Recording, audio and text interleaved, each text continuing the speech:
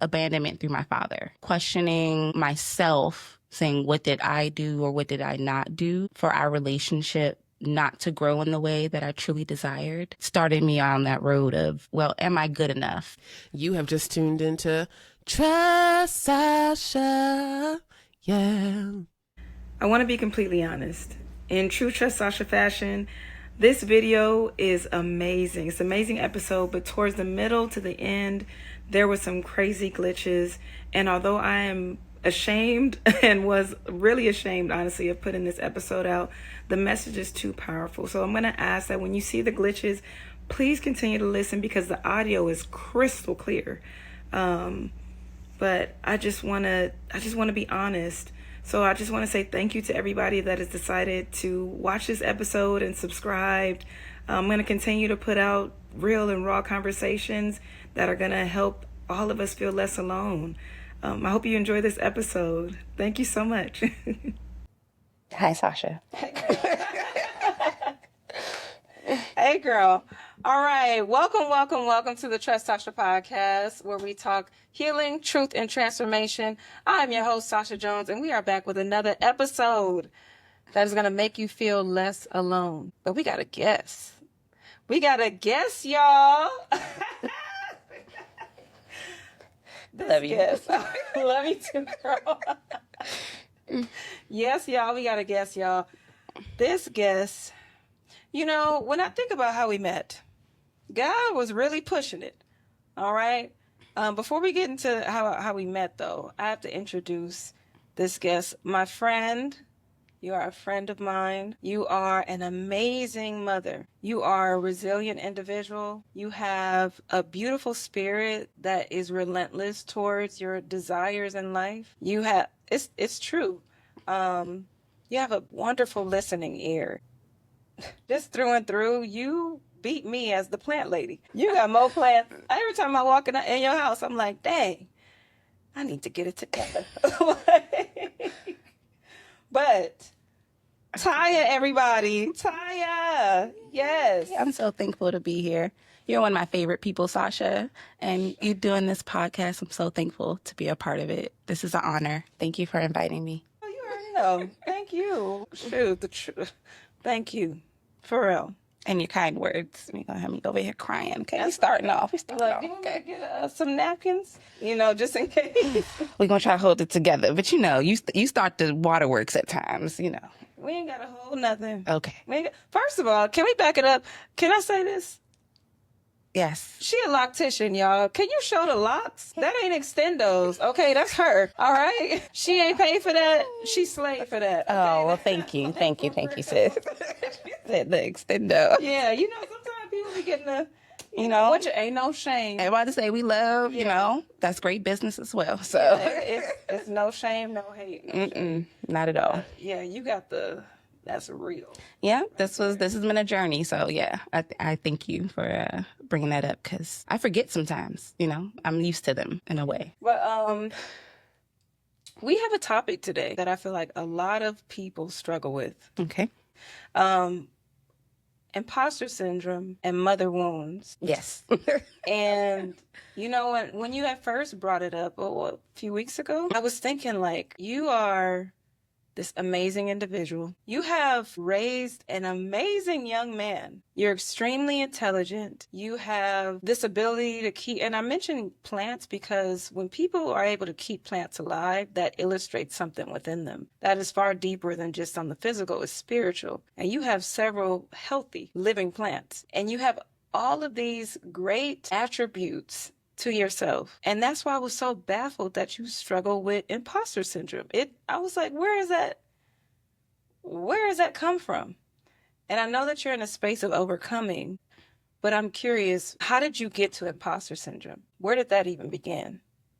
Okay, that's a beautiful question. And thank you. Yes, I currently have 34 plants. So I do have quite a few plants and I love it. If I can live in a forest, create my own forest, that's the goal. Okay.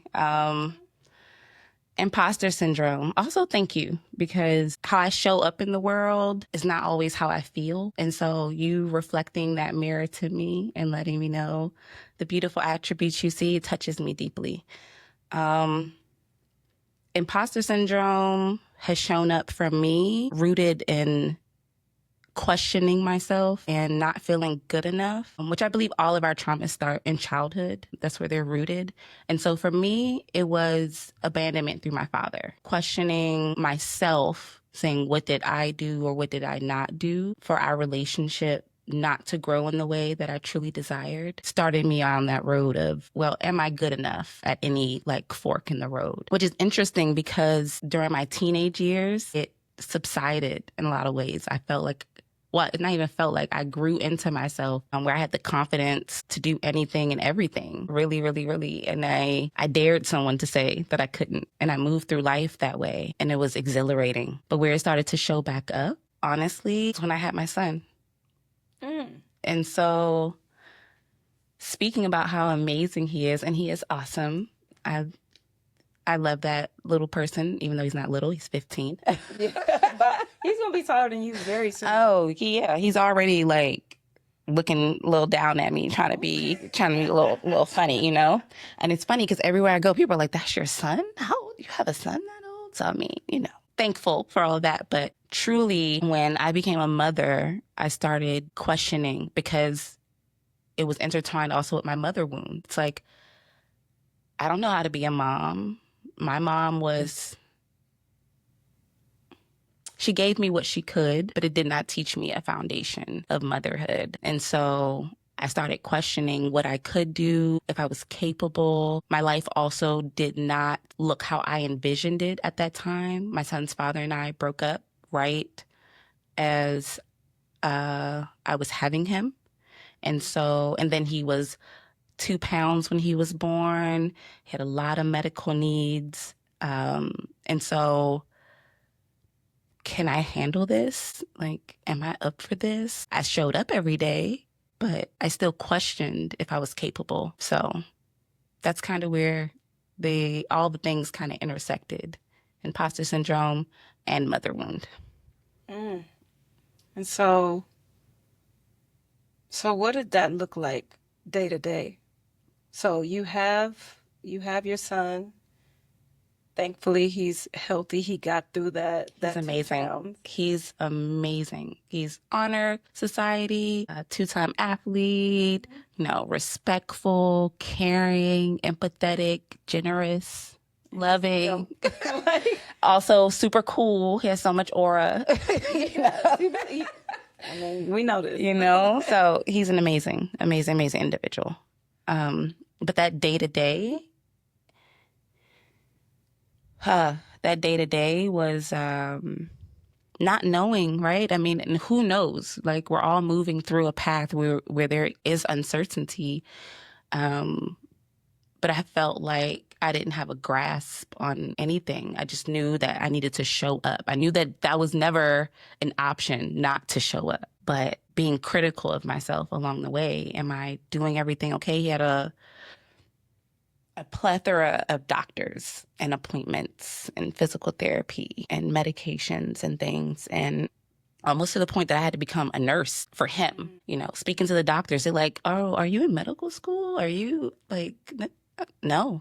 But you say these terms and I need to understand them. So trust and believe I'm studying up and I'm learning what the ins and outs are and what the options are so that I can make the best decision. I'm his advocate, right? He's a little itty bitty baby, but he's a person and someone has to fight for him. And so that was my day to day, making sure that my baby was receiving the best care that I knew of, talking to all the doctors, and just loving on him because he was a chunky baby. And I love me a fat baby with the little rolls and everything, you know? And he was mine. He is mine. And so the love was and is enormous, right? Bigger than my body can contain. But there was some questioning also happening right alongside it. I want to commend you for simply showing up when you knew nothing else to do. You said, I'm going to be here. Not a lot of people can do that, even in simple, life circumstances. So for you to do that for a whole human You know, even though he is yours and he always will be a little baby, showing up is just so big. And it makes me wonder, you talk about your mom and your dad, did you learn that method of showing up from them? Because you said they gave you what you had, or more so your mom gave you what she had. That showing up what you learned from her, or was that something you had to pull out of yourself? So I'll touch on the relationship with my dad too, because of course both parents play significant roles. My dad is an interesting man. We are not super close, but I've always known who he is, who he was. That the questioning part, a lot of that came from him and our distance that was built in our relationship.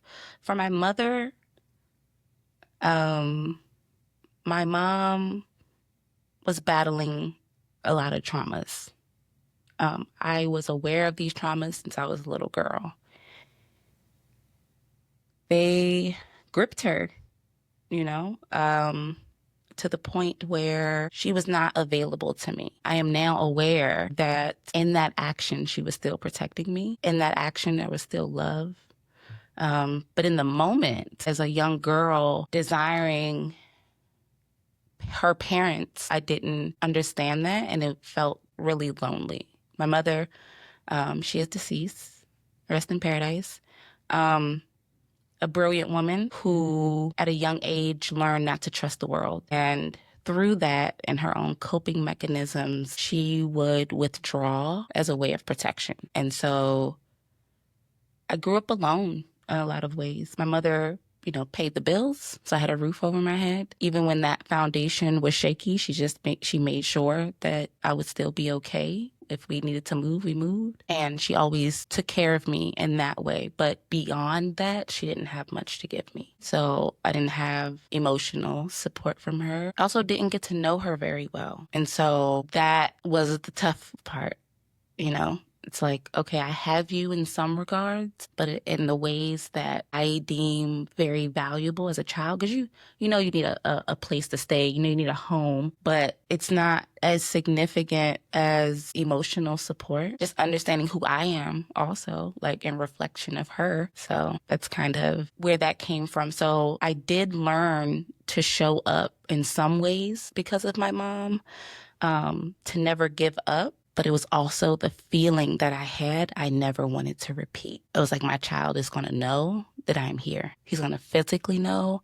He's going to mentally know. He's going to emotionally know. Like, he's going to know that I'm here, because I never want him to feel a disconnect, or that he may feel himself in the disconnect. And I'm like, no, adult stuff has to be adult stuff, because a child needs to know that they're loved.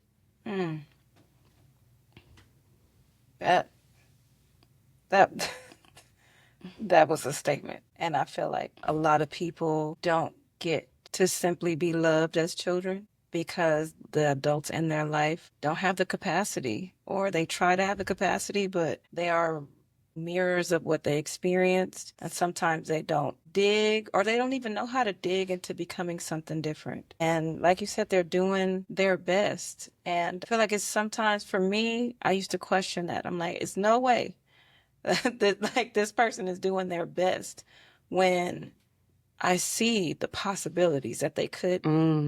Yes. But then I realize like that has nothing to do with me. We get the privilege of seeing who they can be without carrying the weight. Yeah. It was the reality, like, you are a mother, and that is a forever title. But you're also Tiye. I am a person having a human experience. How do you get back to, or do you ever get back to just Tiye? What does that look like, that transition back to before you were a mother? Oh, that's such a powerful question, because I'm at that intersection right now. Okay.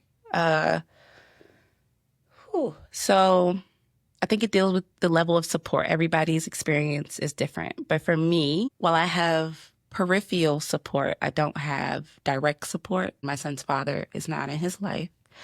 And so with that, I became mom all the time.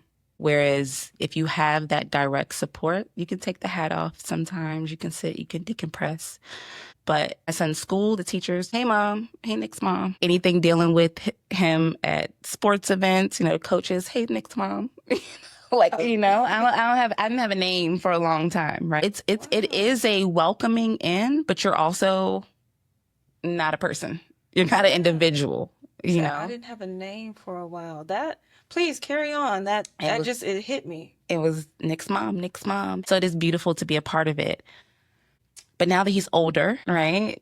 He's 15 to go into his 10th grade year. He did awesome at school. It is a time where I can say, let me look at the fruits that I've bared. He is not a little baby anymore. He will be my munchkin forever, but he's not a baby. And this is the point where I can step back and marvel and say, look at this wonderful young man that you are becoming. And I don't have to be over you in the way that I have been, grabbing hold and keeping you as close, right? This is for me, my understanding, this is an area or age where I can take half a step back and I can gauge and I can see. I'm like, okay, you're good.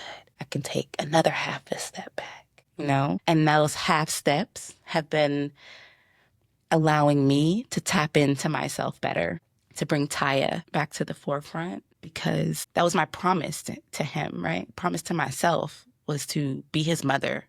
And if that, it is a 24/7 job, but if that was needed, if Tiye was needed to be mom to the coaches, be mom to the teachers, be Nick's mom to all his friends, then that was perfectly fine. I also have beautiful friends, right? We didn't speak about how we met, we didn't get there, but I have beautiful sisters, and I have no biological sisters. So the friendships that I have are so meaningful with you and with, our other friends. That has helped me see Tiye as well, because you all have surrounded me in ways that I don't even know if you realize the impact that it has had on me.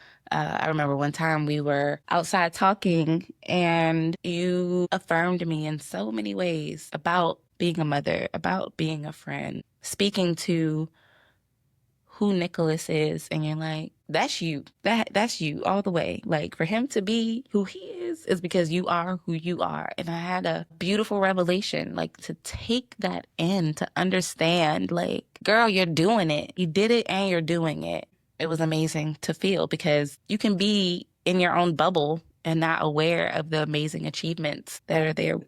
You're so awesome at being a mother that I sometimes forget that you're a single mother. Okay. I don't, honestly, you do so well.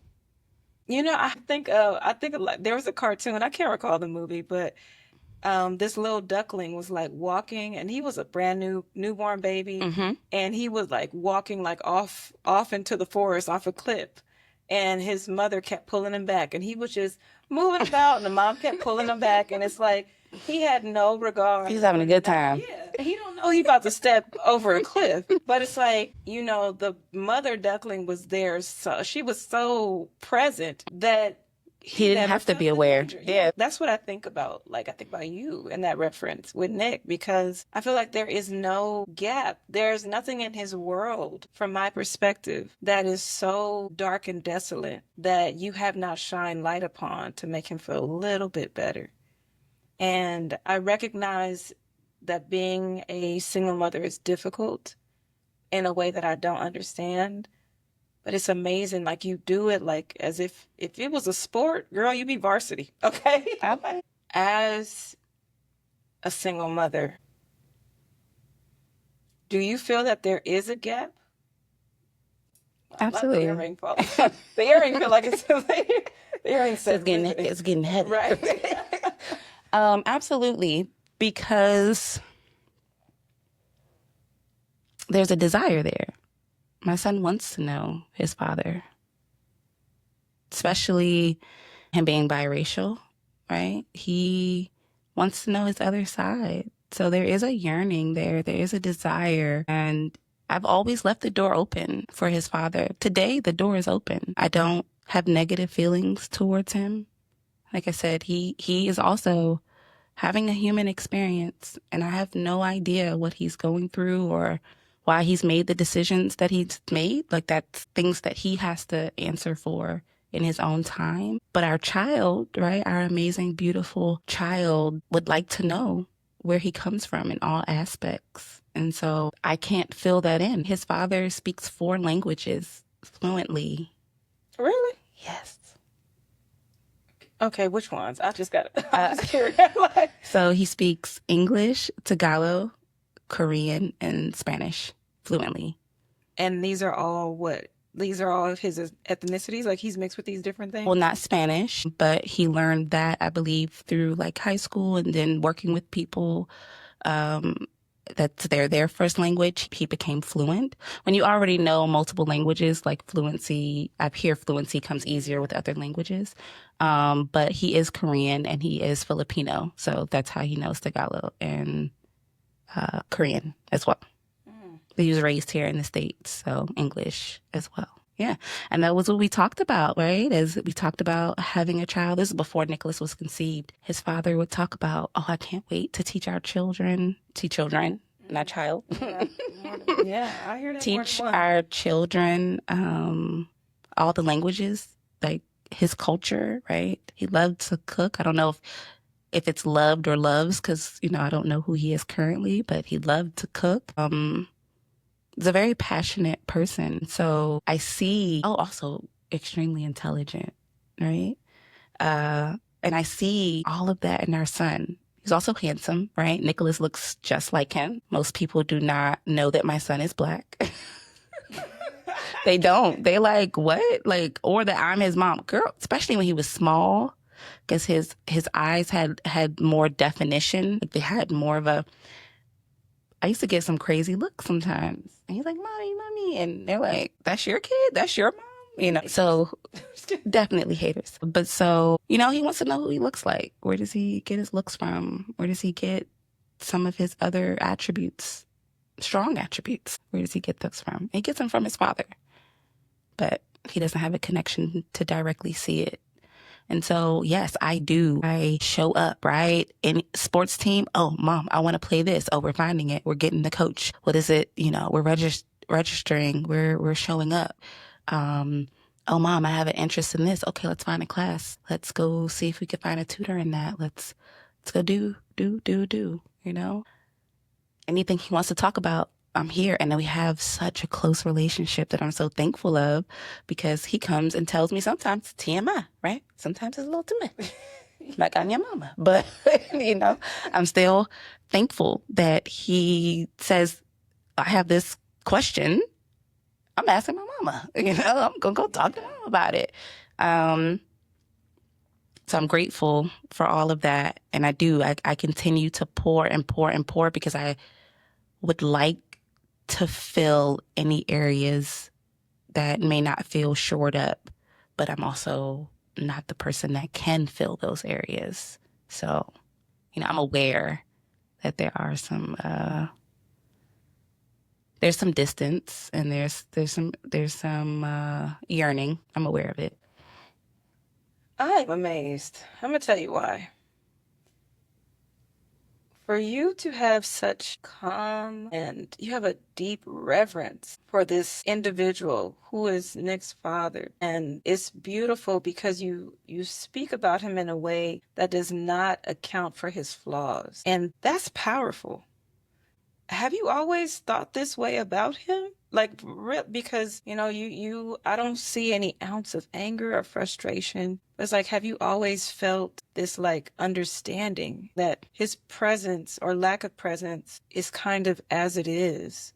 Have you, or is that newer?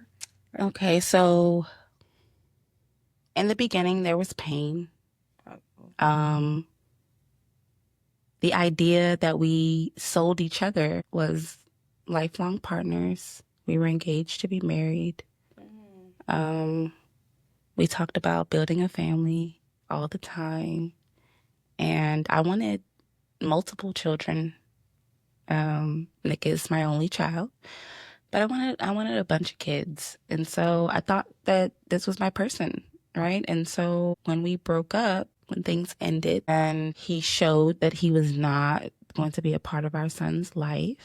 There was a lot of pain. But again, these are adult problems. So I would always sequester it, like I always had the understanding that the way I talk about him is important. Yeah. To my son, right? It is important how I frame him. So even through me being upset, I would still always do my best to frame him in a way that does not discount that he is a person. By the time my son was 2 or 3, I had gotten over the loss, or what, could be viewed as a loss. I don't view it as a loss anymore. But at that time, the loss of his father in my life, in our lives.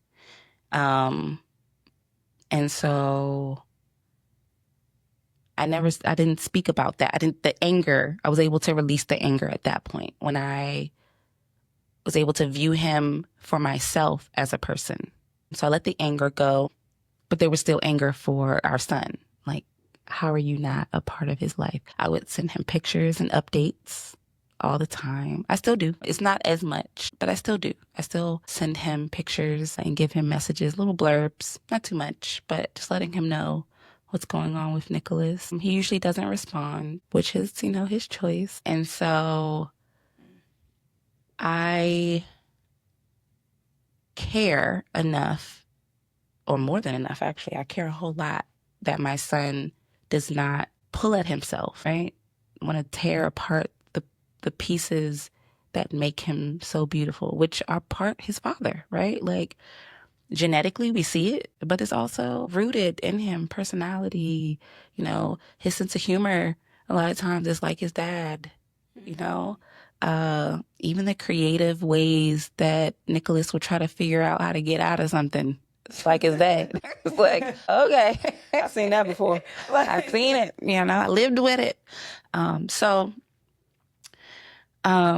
Yes, I've always tried to do my best. It is a learning, it is a journey to get to this point.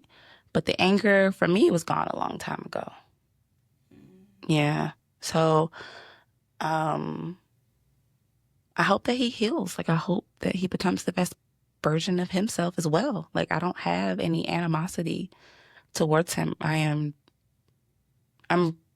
wouldn't even say indifferent. Like, I care that he is doing well. Like, I want him to thrive in life, because if he's doing well, that brings a higher chance of him and our son reconnecting, the better he does in life. So we'll see. Like I said, the door is always open. The only person that can close the door now is Nicholas. It's not my door to close. And I handed that over to Nicholas probably when he was like 13. Before that, door is always like, of course, if you do anything to my child or you treat him in a type of way, I think, I'll close the door. But no, the door is open. Now Nicholas has the key. Wow. I'm just, it's crazy because, we friends in real life. So, absolutely. You my girl. So it's like you've spoken about this, but I've never heard it in this particular way. Yeah. And so I'm really enamored. You could probably tell by my face. I'm like, because, I'm just, oftentimes, and not often, but sometimes, a mother is doing it by herself and the kids get all the darkness of their dad. You just like your daddy, or we hear it. We hear it. Yes. I'm familiar. And some mothers despise their children because they look like their father. Yes. And, it's just, what have you done as Tiye to get to a point where majority of the wounds in your life, you address them with peace? Because this wound with Nick's dad is one, but we as humans have multiple wounds. And like you say, you're overcoming imposter syndrome. You're overcoming these wounds with your mom and your dad. And it's like, how do you get there? A lot of crying, a lot of journaling, a lot of reflection, a lot of acceptance of myself. To truly accept myself, I had to forgive my mother and my father. Um, you know? And so to approach it with peace has been to feel all of the emotions. You got to get through all the other emotions to get to peace. It almost feels like the steps of grief, you know? Yeah. But you have to hit all of them. You got to hit them all. And then there's a calm that comes. I mean, I'm a pretty peaceful person to begin with, so that may have something to do with it, but also I went through all the emotions. Like, I bargained, I cried, I was angry, I act like it wasn't there, I wanted to fight, wanted to scream, and I did. Because it was needed. It's cathartic to get it out. You have to get out the real emotion. You have to be vulnerable with yourself. Get it out, and then reflect on it. When you have the moments to sit back and figure out what's left too, because you cried some things out, but there's some more stuff in there. You screamed at whomever. Like, I've had conversations with my father where I was not the nicest. I mean, I've never disrespected him, but I had a tone. My voice was not as calm as it is right now. And I let him know how I was feeling. And at this point, at this junction, I don't know if that was correct. I have different feelings about it right now. One thing that I'm questioning is the duty to our parents. Because although my father did not position himself as my father, I'm still his daughter, right? And what I do is who I am. What he does is who he is. Do I want to be him? No. I want to be me, and the best version of me loves her father. How do you get to that point? There is a lot of people where their dad is missing. He's present, but he's nowhere to be found. Yes. Or he's present and he doesn't love the way that's needed. Or you know that man's face, but you don't know that man. You don't know him. You don't know that man. Because he don't know him. But the reality is we ain't asked to be here. No. And yet these men take the time to bring us into the world, and then they treat you like they don't know you, or that you are not their obligation. Yes. And so for you to get to a point to say, regardless of who my father chose to be, I get to choose to be his daughter. For people that right now are struggling because their father's not there. People right now who are struggling because their father may be there, but he is not the father that they need or want. How do you get to a point to where you say, no matter who he has been to me, I'm going to be somebody different to him? That has been a lot of bargaining too. That has been conversation after conversation. That has been me letting out the anger. I mean, the similar processes through grief applied to him, as well as what I said before of he's having a human experience. Also, I don't know what this man has gone through. I don't know him, right? And we are all a sum of our experiences. Also, my dad, he's not a spring chicken. My father's in his 70s. That generation. Yeah, we know. It's a lot of stuff, right? It's a lot of pushing it down because you can't express. You weren't allowed to express. What good would it have done to express, right? My father was also the eldest of all his siblings. My mother and father, eldest of all their siblings. My father, I believe, I may not be correct, my father has 7 siblings. My mother is one of 7. So they both had a lot on them at young ages. Both of my grandparents, my paternal grandmother is living. She'll be 96 at the end of at the end of this month. Hey, Grandma. Happy birthday, Grandma. And then also my maternal grandparents, like they were just young. Both sides were young when they had my parents. My maternal grandparents were 15 and 19 when they married, and then shortly had my mother. That era. Yeah. Was not to be played with. It was not. And they were able to do some wonderful things. You know, my grandfather went to MIT. He worked for NASA. You know, they did things, right? But he started out as a husband at 19. And so these are babies raising babies. Yeah. Also in a time where you can ask questions.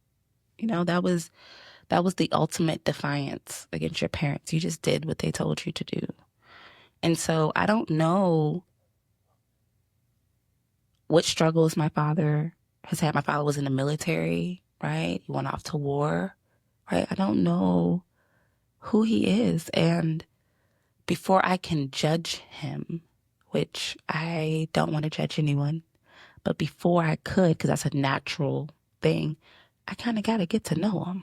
I got to know who this person is.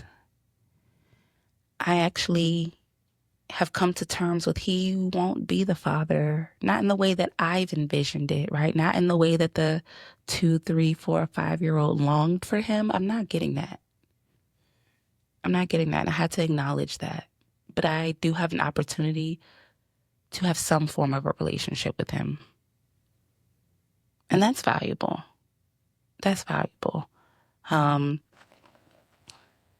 My father last year hurt Nicholas in a way that I don't think it was fully intentional. My son's birthday is the day before my father's birthday. Okay. Yeah. Nicholas is the 7th, my dad's the 8th. And so my dad called to wish Nicholas a happy birthday. And he told him that he was going to send him a birthday card. Nicholas checked that mailbox for 2 weeks waiting for that card, right? And my dad didn't send it. And then my dad had the nerve to be mad at me because I didn't call him on Father's Day, which could have been me feeling petty, you know? That's what I'm saying. I am not always the shining example. But I was upset with him for hurting his grandson, right? It's like, you didn't show up for me, but that's also asking him to do something he's never done. Like, I've never seen him show up, but at the same time, why go out your way to tell the baby that you're going to do something and you're not? So I was in my feelings about it. I was upset for my son, and I was ready to wage war because that's the time I am ready to wage war is for my child. But recently, I've had to reframe it and understand that if he's never shown up before, people are who they are, right? I don't know if he's incapable. I don't know if he has a little voice inside his head that tells him he's not good enough to be a part. I don't know. So if anybody should get the benefit of the doubt, it's the man who helped create me. Wow. I have, if I can extend it to anybody else, I should be able to extend it to him. Because it gets me sometimes. They do. I'm like, but I can be upset and continue to have the non-existence that I've always had, or I can choose to reframe it and get to know him while he walks this earth. Like, those are the choices I have. And those are like what my choices are, right? He can choose whatever he's going to choose, but my choices aren't defined by his choices. Like, I can still know him. Whereas when my mother transitioned, that was the pain point. Like, that was the hardest part, is that I understood that I would never get to know her. And that was the desire that I had through her living. I wanted to know her, like, as a person. I wanted to know what made her laugh, like what her biggest dreams were throughout the different stages of her life. What love was to her and things like that. Like, with that casket, with her in the casket, that was the pain. It's like, I'm never going to know her. And so that was the hardest part, and it's still the hardest part of not having her here. It's like I have that opportunity with him. For good or for bad. He may not be the best character, but he might be, right? Who knows? I don't know. That's the thing. And he uses humor to hide. And so, got to get through that too. But that speaks to so many things. If I remove the title of him being my dad and just a human being using humor to hide, that's someone in pain that's been there in a while and figured out how to live there. So that's what gives me the ability to look past myself in these situations. And also as a parent, like, I would want my child to give me grace. I would need him to give me grace. He won't have the same wounds that I had as far as like a mother wound. But there comes a time where all children have to take their parents off a pedestal. And so I would love him to give me grace at that time when he takes me down. When he sees me as a human just moving through life, figuring it out without all the answers. I hope that he looks at me and says, you got this and I got you, versus, any kind of harsh lens or something like that. Wow.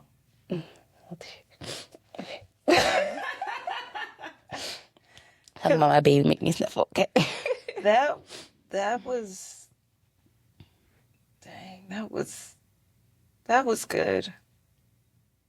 That was powerful. Like, Yes, great questions. I mean, I'm genuinely curious. I think we as humans are some of the most intriguing creatures on this planet, outside of whales, my favorite animal, and elephants. But genuinely, like, we experience so much, and we come on this earth, and I can't even say we come on this earth anew, because I believe in past lives. I believe in trauma being siphoned through the DNA, and we nonetheless get to choose who we become. Mm-hmm. And that sometimes is the scariest thing of them all, because at some point, reference to trust Sasha, you have to trust you. You got to trust Tiye. And what is that even? How do you start? Like, what? I know Tiye. Yeah, right. I be feeling that, like, I know me. I've been hanging with me since day one. Day one. Ain't never left. And then you look in the mirror and it's like, and then you see your eyes for the first time. And that's the scary part. Mm-hmm. See that inner part and say the eyes gave it to the soul. You see it. For me, it's deeper than this. It's so much deeper than this. That's what I get looking in the mirror at myself. It's like, And the thing is I don't know if, let's see if your audience agrees with me. I feel this way. Okay, so you're a beautiful person, right? You're beautiful. Your inside is even more beautiful. So that means to me, like, how amazing can that be when aesthetically you're already a very attractive person, but then your soul is even more. So when I see people that are beautiful, I mean, I also find beauty in all the things. I don't think that I think anyone is ugly. Like, I can't think of any person, and I've Yeah, I don't think people are ugly. I think everyone is beautiful, and I love unique things. Like I like birthmarks or like little gray hair or, strong features. Like those things are like amazing to me. But at the end of the day, it's genetics. So I say, ooh, your mama and daddy did a good job. Nobody was in the womb like, give me those eyes, give me that hair, give me this height, right? None of us. It's the genetic code that came together that makes us. And so really, I want to know who the inside is. I want to see past that and who lives inside. And for someone else to see it, well, we can see it. We already know we can see it, even if the person doesn't allow us to. But for it to radiate means that person has to know who they are too.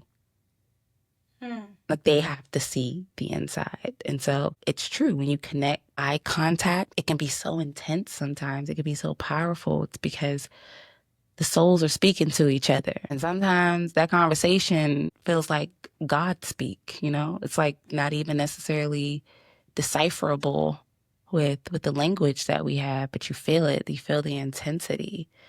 And so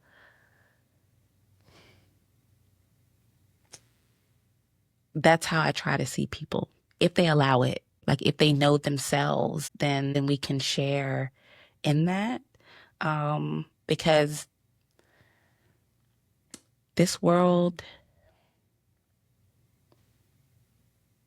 is not,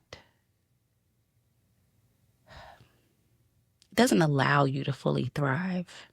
It doesn't allow you to mold and shape yourself. It kind of beats you up and keeps you off your path and off your purpose and confused and paying attention to things that don't really matter. I remember I saw this video of this girl and she said, we are paying rent on a flying rock through the universe. Hello. Hello. And I'm like, see, that's the construct. It's the earth is here. The materials are here. They're already here. Who decided that you can charge me for the materials that are already here? So you really are in a situation where like the structure is not giving you the time to know who you are. It takes all the time away from you in different ways and says, hey, do this and be like this. And if not, then you're not contributing. No, contributing would be, let me know who I am. Let me figure out who I am so that I can shine that upon the world. But I think that's subjective. I think the goal is the more sheep we have, the less people that will figure out the truth of themselves. Dr. Sebi said something that it sticks with me. He said the one thing we ought to do is the one thing, I'm going to say it as he said it, the one thing you ought to do is to love you. He said, once you love you, you love the whole world. Like, it's easy, He's like, and he said, it's delicious to love everybody and everything. I didn't know. Yeah, that's one of my favorite Dr. Sebi quotes.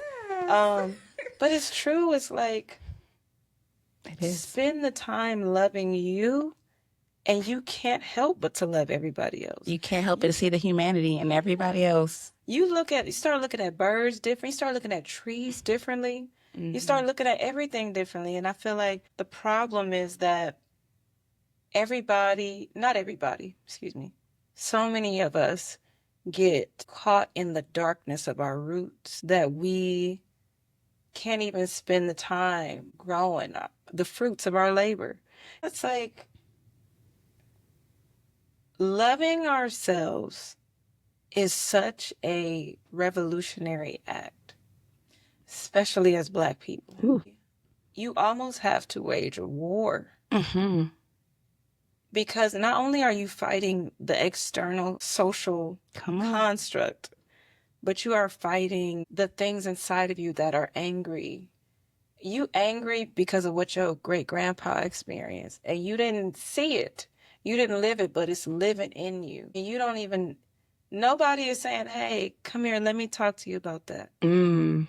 Yes. But that, like you said, that dark work, that is a shadow work, as they call it. Mm-hmm. That is a part of the loving yourself process. And I think a lot of us, myself included, sometimes I can't help but to be angry. You know, what did James Baldwin say? To be conscious and to be, yeah, you already know. To be conscious in this society is to be in a constant state of rage. And this has been beautiful. You know, I commend you. And I have two questions though. Okay. I am happy. I am happy. I'm joyful right now. I'm curious, to the single mother out there, to the woman or man that is not lost, but maybe even drowning or struggling to keep their head above water of the reality of their parents not being present, to the single mother or father that is figuring it out on their own and doing it, but potentially recognizing that a piece of them is lost in the midst of it. What advice could you give them while they are in the midst, not yet crossed the bridge yet? What advice would you give people that are in that space? Okay. Thank you for that question. I would say to the single mother and father and to the person that is understanding that there is more water around them than needed. Way too much water. I would say you're not alone. Part of how this construct wins is making you feel that you have no one else. You are not alone. And I know the lonely days and nights.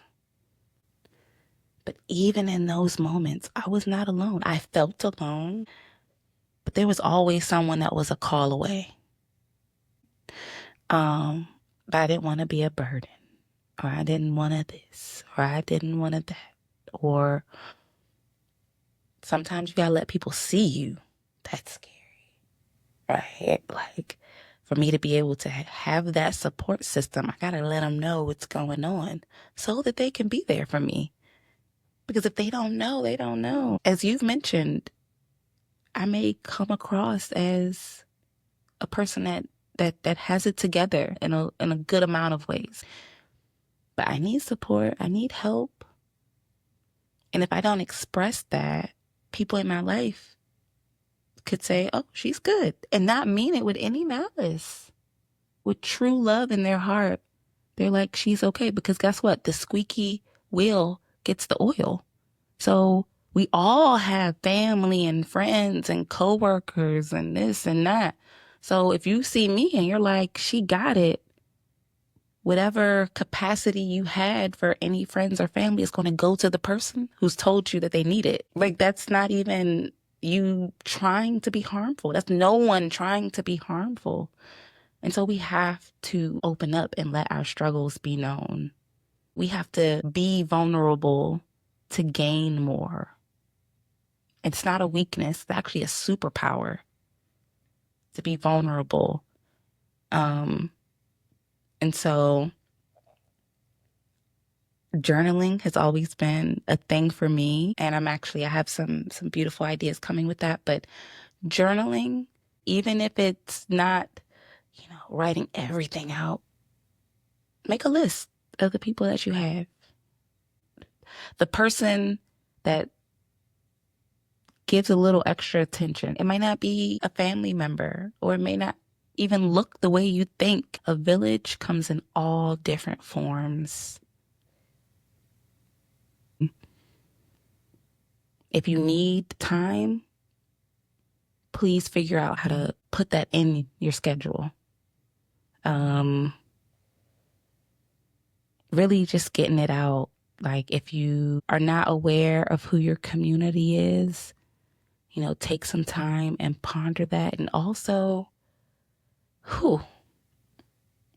through it, can you be community? Oh. Because a part of that vulnerability being a superpower, it's like we have to show up too. We have to show up when we ask people to show up for us. Reciprocity. It is. It's important because we're all in need of something. even the person you're in need of needs something as well. They may not know what they need, or what they need may not be able to come from you. But you showing up can position you for the person that does need exactly what you have. Can you volunteer somewhere? Go read a book to the kids at a school? Find connection. Even if it's small connection. Take some steps forward. Let people see you. I think that would be helpful for all of us. Let people see you. That is a powerful message, and I think it connects to, I feel like, how we met. Because God made sure. And say, oh, run it back. 2, 3, 4 times. Rewind. Because the reality, how we met, yo, at a vegan spot. Yes. Which happened, me and Myron happened to be on a little summer break. And we was like, hey, let's go get lunch. And I'm vegan. Or plant-based, rather. But Yes. But that was just the closest place. And pull up, and I just see you, and I'm like, girl, the lock's fire. And you're like, oh, thank you, girl. Boom, bap. And that was it. We talked a little bit. Yeah. That was it, right? A quick little chit-chat. Yeah, just, Chitty chat. Queen, recognized queen. Absolutely. Right? Compliment. We in the same food establishments. I see you. Yeah, Okay. Okay. Patty cake. No, and then what was the next? The dentist? No, I think it was the market. And then it was the dentist. I'm not sure. It could be you. It was so many. I forgot about the dentist. I feel like it was a dentist, because here I am going to the dentist, we going to the dentist, and I look, and I'm like, I see you dressed in, like, I forget what you was wearing, but it was fly. Thank you. And I'm like, okay, she is, and I saw the locks. I said, okay, sis. I get closer, and I'm like, hey, like, Yeah. you're like, yeah, again, we talk. You're like, oh yeah, you should come to the market. Da, da, da. Well, a couple weeks pass by. Okay. Go to the market, and literally, I ain't been there but 2 hot seconds. And I almost chased you down. I was ready. I was like, yeah, and it's like, that's where friendships have flourished from that market. And I feel like that goes back to, I really think that God was making sure. I feel like when you see people over and over again, God is like, look, I don't know what you thought you were doing, but we're going to continue to drop you in these places. Absolutely. To make sure that you're present. And I just want to, I feel like it's somebody listening where it's like life keeps dropping them in certain places and they're trying to ignore it. You can't ignore it. You don't ignore it. Don't ignore it. You're doing a disservice to yourself. Don't ignore it. Okay. Because to do so, I feel like it's like you said, showing up. And I'm still working on showing up. I'll be real present and I'll be real reclusive. I recognize that's something that I'm genuinely working on. But it's like showing up, I think, might be the connectivity that we need as humans. Because there are people experiencing some true darkness. And I feel like the voices in your head start telling you, go away. Don't be here. Don't be with this. And, you next thing you know, you in your bubble. And those voices are lying. They are lying.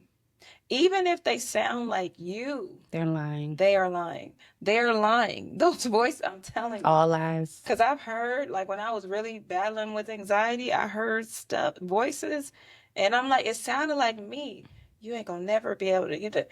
And I said, oh no. I need to get up and get out and get something. I said, absolutely, it's getting bad, But I'm thankful that our paths have crossed. Me too. Truly. And this conversation has me. And so I'm so thankful that you were able to express all that you gave in such a beautiful, vulnerable, and honest way. It was so honest, it was almost gut-wrenching. truly. Mm.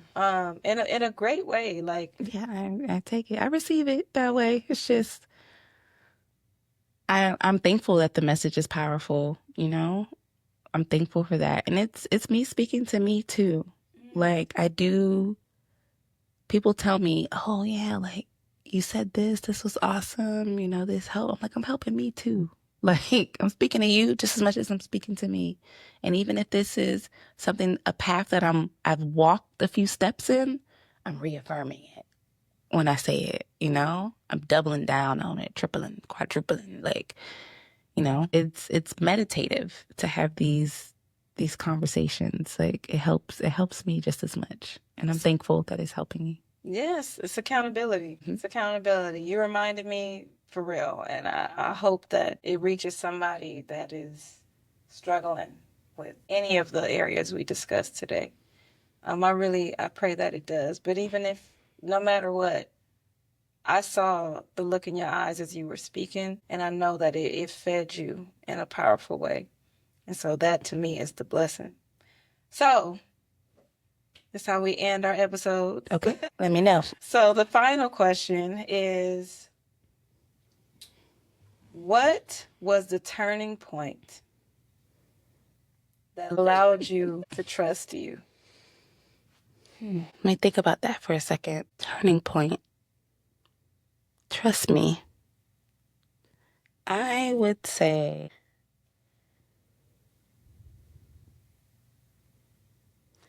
my friends seeing me. My friends telling me, girl, you did it. You're doing it. Me coming from my own dark space, hearing my own voices of, you're not this or you're not that or you don't have this yet or, you know, those lies, the lies. But having my friends see me, having people be able to say, wow, like you're doing this, you're doing that. So it made me reflect on me and was like, why are you being so critical of yourself? Why are you so hard on you?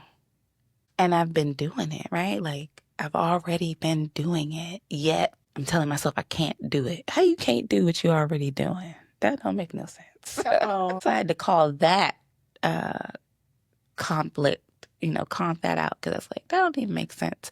So being seen, showing up, never knew that I would get so much from it. Because we parking lot pimping, you know, fruits and vegetables after the market and having beautiful moments of collective women, you know, talking and laughing and being silly. That's what I showed up for. I showed up to have a good time, to let my hair down. Who knows, I would have gotten so much more. I didn't know. But me showing up, showing out, being authentic, being vulnerable, allowed you all to pour into me in a way that I needed. I so needed. And that showed me a mirror of myself in a way that said, girl, you got this. You got it. Chill out and trust yourself. You know, like you're already doing it. And if it ain't you, then who? Hello. Who is it? Ring. That phone up. If it ain't you, then who? So, yeah, beautiful friendships, right? You helped me to trust myself. Very much so. You know? Yay. And I'm thankful for it. I love that. I love this. This was a good discussion. This really I'm was. glad because I was a little nervous. I was like, but I love you so much. I'm like, I'm gonna push the nerves to the side. We gonna talk. We gonna talk. And I hope. Do you still feel nervous? No. You see, look. Once you get in the chair with me, This is so it hugs you. It feels good. That's the goal. And so I just want to thank you and tell the people where can they find you if they want to follow you, and maybe can I say what you do? Yes, you can. Girl.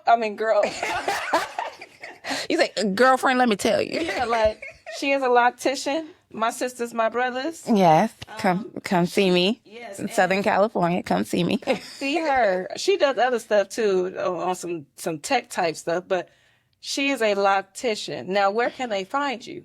Okay, so you can find me on Instagram. Tell the people. Okay, you can find me on Instagram at Locked Goddess CEO. So that's LOCEDGODDESS CEO. So the Locked Goddess. Message me, come say hi. Like, even if you come for the services, but also to say hey, I would really appreciate it. Boom, y'all. Yes, yeah, I told y'all it was going to be another lovely episode of Trust Sasha. I just want to thank everybody for being here. Please know, like I said in the beginning, you are not alone, all right? No. You are not alone. I know it feels like it. I know sometimes you might look around and nobody's there, but we are here. We here with you right now, okay? And thank you for being with us. Yes, Also, truly. thank you for being here with us. It feels good. All right. Love you, girl. I Love you appreciate too. you. All right, y'all. Until next time. Yay! Thank you, Sasha.